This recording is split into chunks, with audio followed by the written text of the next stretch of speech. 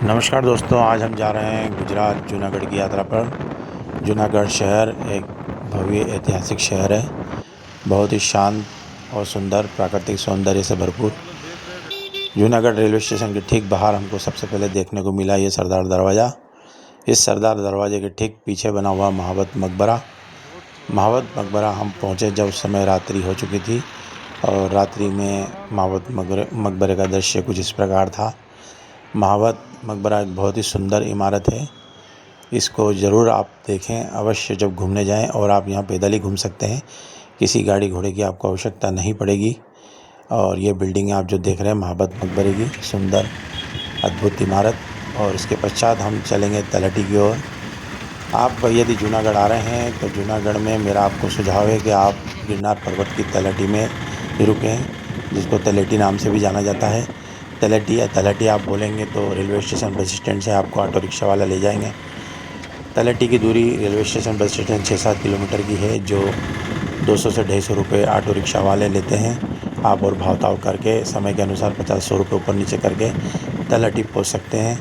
तलहटी में आपको सभी प्रकार के रूम उपलब्ध हो जाते हैं। यहाँ कई धर्मशालाएँ, होटल, अतिथि गृह, आश्रम आदि बने हुए हैं। और तलहटी का सबसे सुंदर, सबसे पहला मंदिर दामोदर कुंड, यहाँ से तलहटी की शुरुआत होती है। और यह दामोदर कुंड बहुत ही अद्भुत, सुंदर, अलौकिक। और इस दामोदर कुंड के दर्शन के पश्चात हम आगे की यात्रा की ओर जाएंगे। और ये आप जो देख रहे हैं शिखर दर्शन भवनाथ महादेव मंदिर।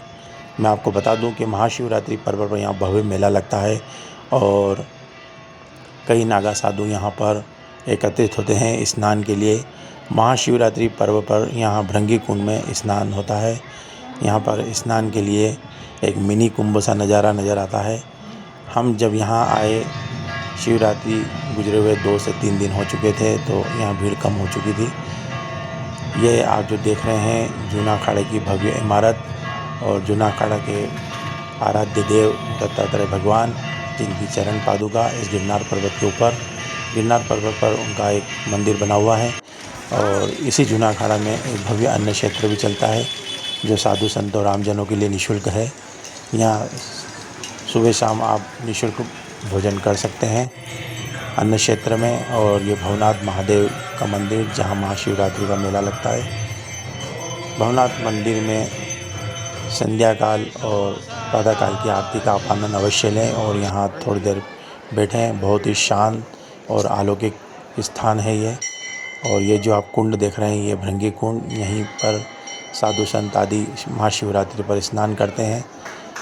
इस पवित्र कुंड की महिमा अपरंपार है। मंदिर बहुत ही सुंदर और अलौकिक है।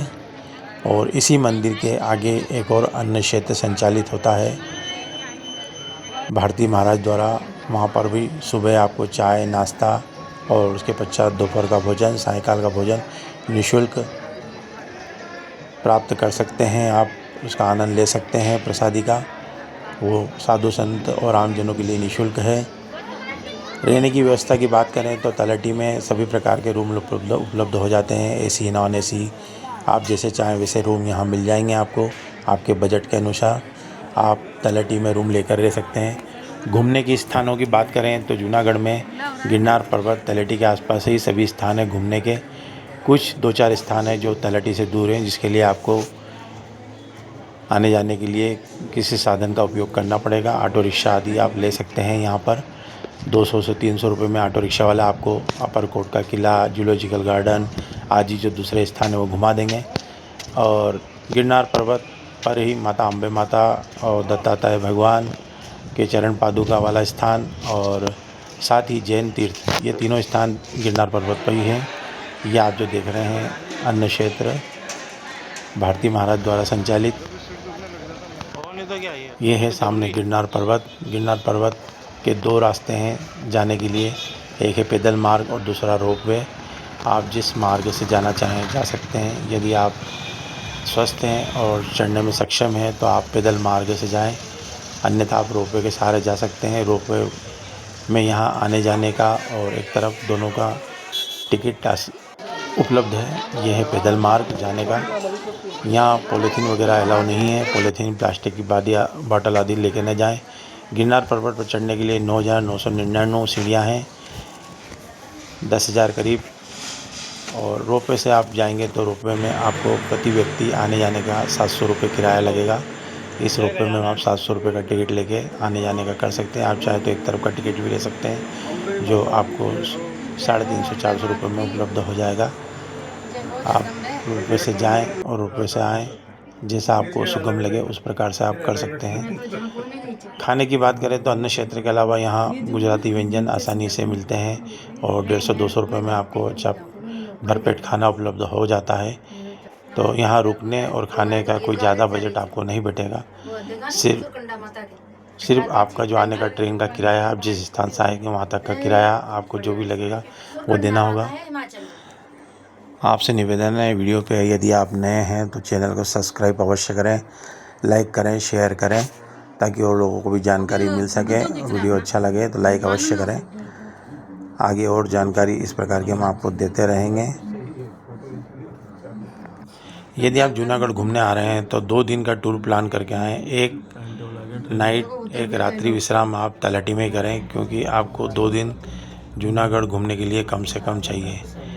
एक दिन गिरनार पर्वत और उसके आसपास के स्थान और दूसरा दिन गिरनार पर्वत के जो बाहर स्थान है जो यहाँ से दूर हैं, जैसे अपरकोट का किला, जूलॉजिकल गार्डन, डैम आदि आपको जाना हो तो उसके लिए दूसरा दिन आपको चाहिए। साथ ही आप जूनागढ़ से सोमनाथ मंदिर, सोमनाथ ज्योतिर्लिंग के दर्शन भी करने जा सकते हैं जो यहाँ से नज़दीक है। गिरनार पर्वत, ये जूनागढ़ से आप गिर नेशनल पार्क जा सकते हैं जिसकी दूरी यहाँ से 60 से 65 किलोमीटर है। आप गिर नेशनल पार्क की यात्रा भी यहाँ से कर सकते हैं जो यहाँ से नज़दीक है। तो आप उस हिसाब से टूर प्लान करें जैसा आपको उचित लगे। यदि आप सिर्फ जूनागढ़ घूमना चाहते हैं तो एक रात्रि विश्राम का अवश्य समय लेके आएँ। और यदि आप और अन्य स्थान जाना चाहते हैं तो उसके लिए अलग से समय लेकर चलें। ये जो आप सामने देख रहे हैं दत्तात्रेय भगवान की चरण पादुका वाला स्थान, यहाँ तक रोपवे नहीं जाता है, यहाँ आपको पैदल जाना होगा। अम्बे माता मंदिर के ठीक पीछे से रास्ता इसका गया है। करीब 4-4.5 हज़ार सीढ़ियाँ हैं जो आपको चढ़ना उतरना होगी दत्तात्रेय भगवान की चरण पादुकाओं के दर्शन के लिए। और अम्बे माता मंदिर तक ये रोपवे की सुविधा उपलब्ध है। अम्बे माता मंदिर तक आप रोपवे से आसानी से जा सकते हैं। गिरनार पर्वत तलहटी जब आप नीचे उतरते हैं तो वहीं से 2 रास्ते गए हैं, जिसमें एक कश्मीरी बाबा का आश्रम और एक जटाशंकर महादेव का मंदिर। ये बहुत ही अलौकिक और शांत स्थान है, यहाँ अवश्य जाएं आप घूमने। जय हिंद दोस्तों, मिलते हैं अगली यात्रा पर।